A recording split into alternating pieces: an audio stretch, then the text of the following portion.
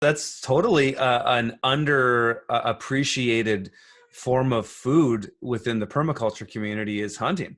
I mean, in my context, that would certainly be my number one source of protein. No question about it. I mean, we have moose and deer and wild turkeys up there. I mean, why would I raise animals for meat if I can go out a couple times a year and just shoot one? Exactly. And so Rob, finish. What were you going to say? Well, I was going to add to what you just said there about there's lots of different animals that can convert biomass into protein and fat. And that would be the only thing about hunting, though, that would be like, even if I got all my protein from hunting, I would still want to raise a few pigs. Because, I mean, in past times, lard was extremely valuable, both for energy, but also for the fat soluble vitamins that they provide.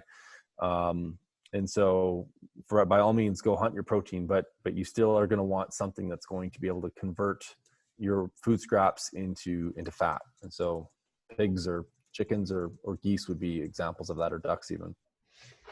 Yeah.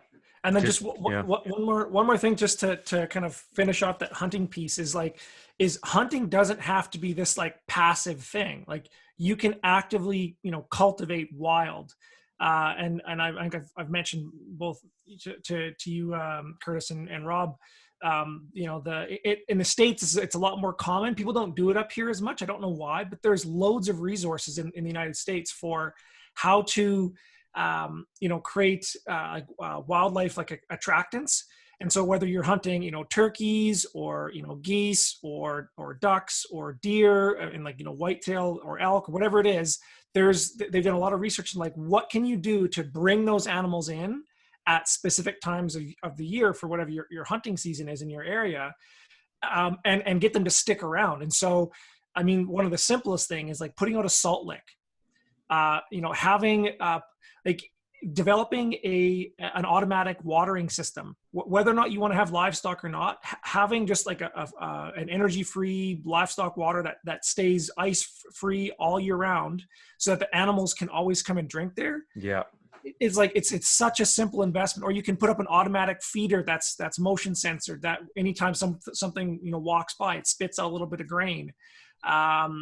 Or planting cover crops, understanding what the breeding habitats are like for turkeys, clearing, I think it's like a ½ acre area in a forest and keeping it cultivated with black dirt, because that's where they like to, I think it's called a glen or something, and that's where they like to come in and dust themselves. Amazing. And yeah. And it's a attractant thing. So those are all very, very what was the term that we used to call them? Biological food reserves. Living larders. Or living larders is like this idea of how do we create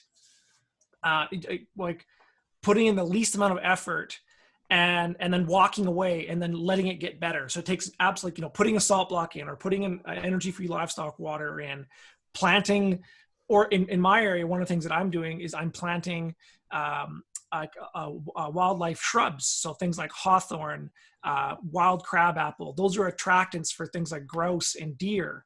And there's old established trees on our property. In the wintertime, there'll be, dozens of grouse just feasting off of these berries. And all I had to do was plant it and walk away, and it gets better.